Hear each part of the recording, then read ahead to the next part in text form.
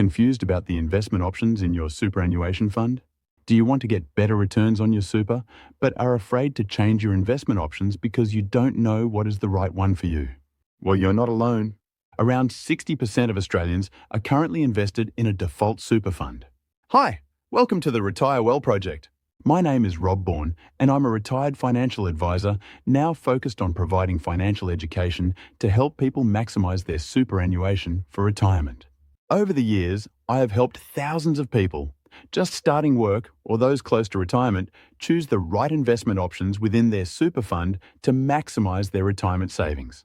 In this video, we will look at what are the best investment options within your superannuation fund that you should be considering, and why the default super fund you are in could be costing you thousands in lost earnings over your working life. Let's start by looking at the default superannuation funds in Australia. Default super funds are called MySuper funds, which the government introduced in 2014, and there are currently around 60 options to choose from. Every employer must provide a MySuper option for you unless you nominate your own super fund to receive contributions from your employer.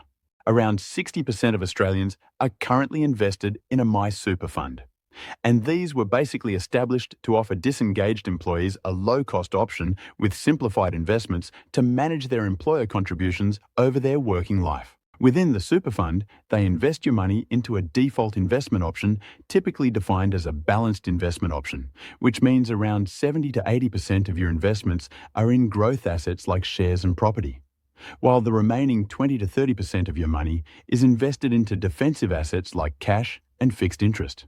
Most super funds will also offer a choice of pre-mixed investment options suited to your age.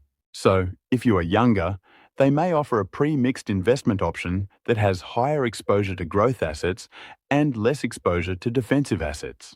The problem with most super funds when choosing a pre-mixed investment option, even when it's high growth, is that they are heavily weighted towards Australian shares and less weighted towards international shares. We all know that shares can be volatile over the short term, but over the long term, provide the best opportunity for capital growth in your super fund.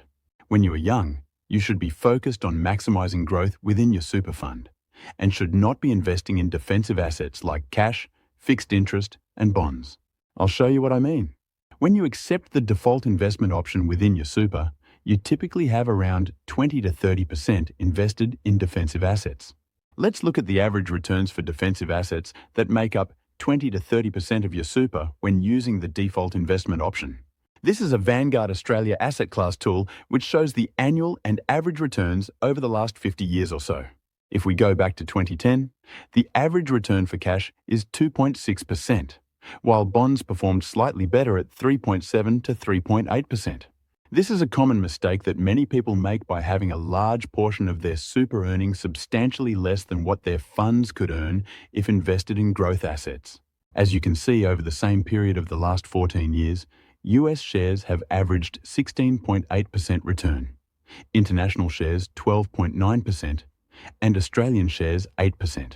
This is why, when looking at investment options within your super fund, it's important to not just look at pre-mixed growth options, but look at international shares. US and international shares also offer more diversity.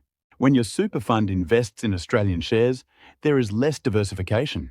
The Australian share market is dominated by the top 10 companies controlling around 50% of the index, with the exposure being mostly into the 4 major banks, miners, and the 2 largest retailers. If you have exposure to US or international shares, then think of companies like Apple, Microsoft, Amazon, Meta, and Tesla. There is greater diversification in international shares, which is better for your overall super investments. The main point here is that if you are under 50 with still 10 years or more before you can touch your super, you should be looking for a diversified investment approach within your super that is focused on growth with minimal or no exposure to defensive assets. As you get closer to retirement or wanting to access your super, then obviously you will look at being more conservative, particularly with any lump sums or income streams you intend to draw in the short term. So let's have a look at how you change your investment options. We're going to look at the 3 largest super funds to see what choices there are to adopt the approach I have suggested. When choosing a super fund, most people have the choice of either a retail or industry super fund. There are also super funds for people who work in the public service and self-managed super funds for those who want to manage their own superannuation. The difference between a retail super fund and an industry super fund is that an industry super fund is run to profit its members, while a retail fund is run to profit shareholders. Initially, industry funds were only open to people who worked in specific industries and belonged to a related trade union. But nowadays, industry funds are open to anyone regardless of their occupation. The three funds we will look at are Australian Super, Australian Retirement Trust and Aware Super, which are three of the largest industry funds in Australia. Let's start with Australian Super. We will have a look at the balanced option as this is the closest to the default option. You can see the Australian shares exposure is 25% and international shares are 34%. Overall, you can see that you have around 75% exposure to growth assets and 25% in cash and fixed interest. So that is 25% of your super getting a return of between 2 to 4% if you look at the historical returns over the last 14 years. Let's look at the DIY investment options. This is how you can actually choose which investment option you want rather than having a pre-mixed investment option. You can also choose the Australian share option. So instead of having the default option where 25 to 30% of your super is in cash, you can elect to spread it between Australian and international shares.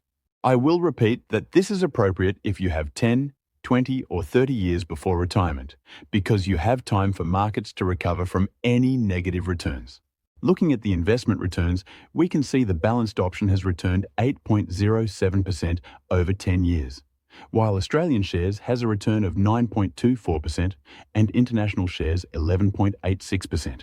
If you're with Australian Super, you can easily change your investment options online. If you're unsure, then you can call the super fund and they will assist. Let's have a look at Australian Retirement Trust. Let's first look at their default investment option.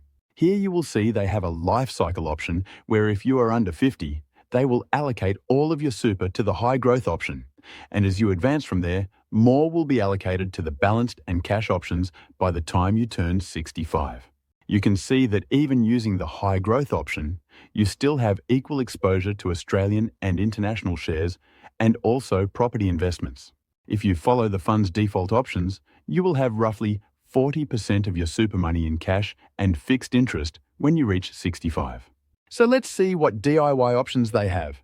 And yes, like Australian Super, they also have a standalone international shares option and an Australian shares option. With both options, you can see their 10-year returns are similar. What it also shows is the importance of international shares in your growth mix of investments, as this has been the best investment class over the last 10 years. Of course, it's always important to remember that past returns are no guarantee of future returns.